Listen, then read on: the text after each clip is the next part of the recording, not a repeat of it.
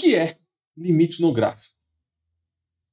Gente, limite quando o x tende a A de uma função f e a resposta está dando L. Todo limite tem 3 elementos. O primeiro elemento é a tendência do x. Quando você olha para o gráfico, né, o eixo x é o eixo horizontal. Então, quem vai te falar aonde, em qual valor de x você vai observar, vai ser a tendência do x. O x pode tender a 2, 3, 5. A função, sempre existe uma função, tá? Não existe limite sem função. Esse f de x representa um gráfico. Nesse caso aqui, nesse exemplo, foi esse gráfico vermelho. Poderia ser um gráfico qualquer, tá? Nessas questões, por exemplo, ó, eu tenho gráficos aleatórios.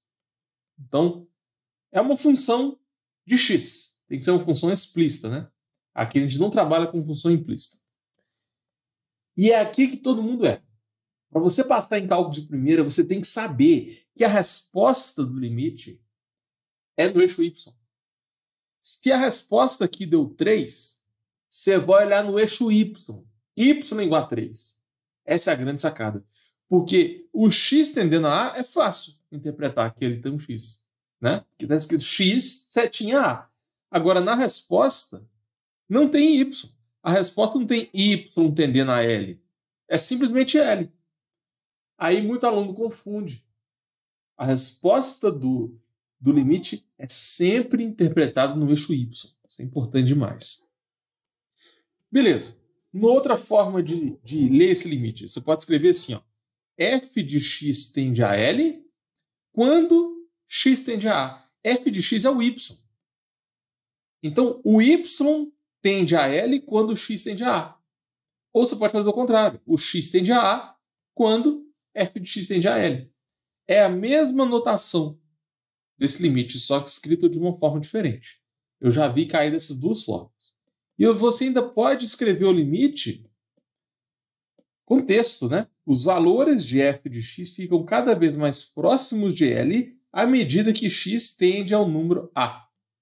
Então tem várias formas de representar, mas a principal é essa daqui. Combinado? Então, olha para esse gráfico. Eu quero analisar quando o x tende a A. O limite quando o x tende a A. Então, eu quero chegar perto do A. E eu posso fazer isso pela esquerda ou pela direita. Tem sempre essas duas opções. A função f de x é aquele gráfico em vermelho. E qual que é a resposta?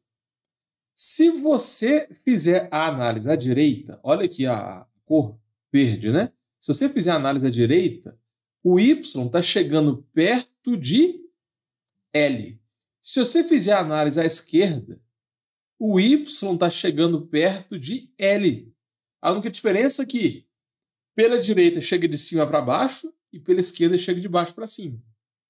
Então, a gente pode concluir que a resposta do limite chega perto de L. Deixa eu explicar de novo. Quando o x chega próximo de A, a imagem da função é próximo de L. Agora, nunca confunda isso, tá? Quando o x é exatamente A, não existe uma bolinha aberta. Limite e imagem são coisas completamente diferentes. O limite, você vai analisar as vizinhanças. Eu não quero saber quando é exatamente A. Eu quero saber quando chega perto de A. Então, se aqui é 3, eu quero saber quando o x tende a 3 pela direita, ou seja, 3,00000001. Muito próximo de 3, infinitamente próximo, mas nunca vai ser 3. E você pode fazer isso também pela esquerda, né? Vai dar 2,9999, infinitamente próximo de 3 pela esquerda. Nunca vai ser 3. Isso é extremamente importante para você passar em cálculo de primeira. O limite e a imagem são conceitos completamente diferentes. Quando você faz a análise à direita do A, a gente coloca o expoente positivo. Se você faz a análise à esquerda do A, o expoente é negativo. Fechou. Agora, se pedir o limite quando x tende a A, sem estar à direita ou à esquerda, ou seja, sem o expoente positivo ou negativo, aí o que você faz? Você vai olhar à direita ou à esquerda? Para você analisar esse tipo de limite, você tem que calcular os laterais. Se os laterais são iguais, esse limite existe e vai dar o mesmo valor. Se os laterais são diferentes, esse limite não existe. Então, esse limite aqui, que a gente chama de total, ele depende dos limites laterais. Se os laterais estão dando o mesmo valor, o total existe. Se os laterais são diferentes, o limite não existe. Isso aqui é a condição de existência do limite, tá? É extremamente importante também. Quando o enunciado te dá uma função sem te dar o gráfico. Esse gráfico aqui, por exemplo, x seno de 1 sobre x, é um gráfico muito louco. Não vou nem esboçar ele para vocês, não. Mas ele existe. Tem um gráfico que representa essa função. Tá? Tem um outro gráfico que representa 1 sobre x seno de x. Raiz de 1 mais x, com índice x. Um outro exemplo, uma outra função. Raiz de x vezes e elevado ao seno de π sobre x. E mais um exemplo. X mais 2 ao cubo menos 8 sobre x. Tudo isso aqui são limites que não tem gráfico. A gente consegue resolver sem precisar esboçar o gráfico dessa função. Tá bom? O nosso objetivo aqui na live de hoje é resolver limites observando o gráfico. Esse é o primeiro tipo de exercício que pode cair para vocês.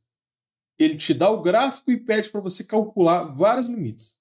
Mas também é possível cair na prova limites de uma função que não tem o gráfico. Aí você tem várias técnicas para você resolver. Por exemplo, essas duas aqui, você usa o teorema do confronto. Também chamado teorema do sanduíche, né? Essas duas aqui, essas três aqui, a gente consegue usar a regra de L'Hopital para derivar. E assim, tem várias outras regras, tá? Tem tipo 3, tipo 4, quando x vai para o infinito, limite fundamental trigonométrico, limite fundamental exponencial, tem também derivada pela definição, integral pela definição, enfim, tem vários tipos de limite. Só que nessa aula a gente vai focar mais no gráfico, beleza? Mas para você passar em cálculo de primeira, preste atenção nesse detalhe. Normalmente na prova cai uma questão de gráfico. E normalmente ela é mais fácil, porque você não faz conta. É só interpretar o gráfico e colocar a resposta. Agora, normalmente os limites que não tem gráfico têm uma chance maior de cair na sua prova. Se você fizer uma prova de limites, por exemplo, eu diria que 80% das questões são de funções que não tem gráfico. Tá? Aí você tem que fazer conta mesmo.